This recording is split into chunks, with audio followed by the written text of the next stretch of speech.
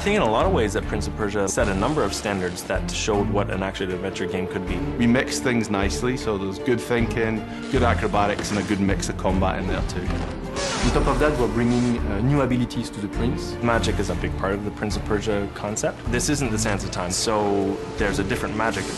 A lot of the magic powers in the Forgotten Sands have to do with the forces of nature. There are powers that will affect time, there's powers that relate to fire, the flow of water, that relate to earth. There's a big air blast, a tornado. You feel really powerful with this, controlling nature and different elements. It's cool as well.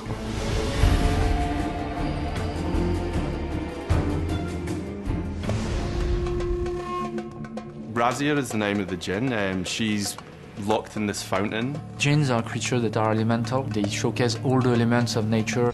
The prince is getting his powers from Razia. The powers are focused on elements of nature. What did you do?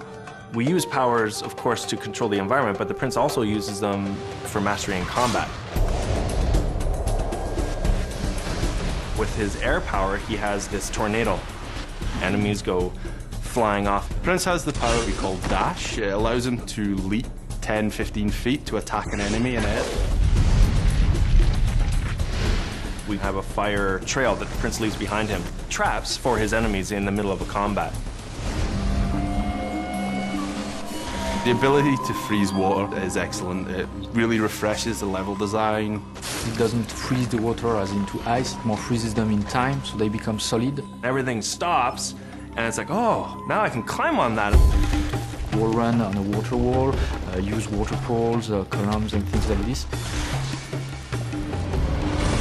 We're also able to fire a blast, like an icy blast from the prince, so it's used in combat as well. Also have the power over earth. This acts as a shield. It makes you a stone armor, it makes you impervious to attack.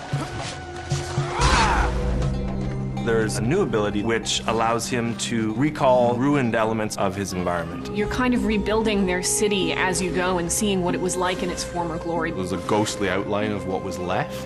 Then the player is able to bring back those sections into the acrobatics and jump on them, then they'll vanish again when he's gone. The rewind is back. It's used in other games now, but Prince of Persia is the game that invented it.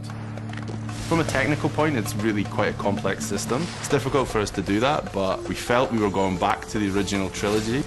Rewind was an epic thing from those games. We needed it in the game.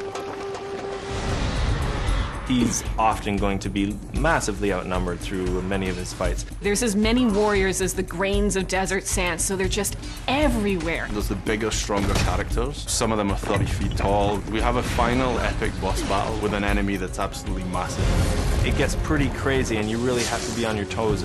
You're mixing between water and recall. When you get to the end of some of these huge jump sequences, it's just so satisfying. This is the Prince of Persia, so I need to execute it properly in time, in rhythm. Jump through a water wall, refreeze, rebound, refreeze, rebound. Suddenly, the floor falls out from underneath you. It's like, whoo! Yeah, like that was really awesome.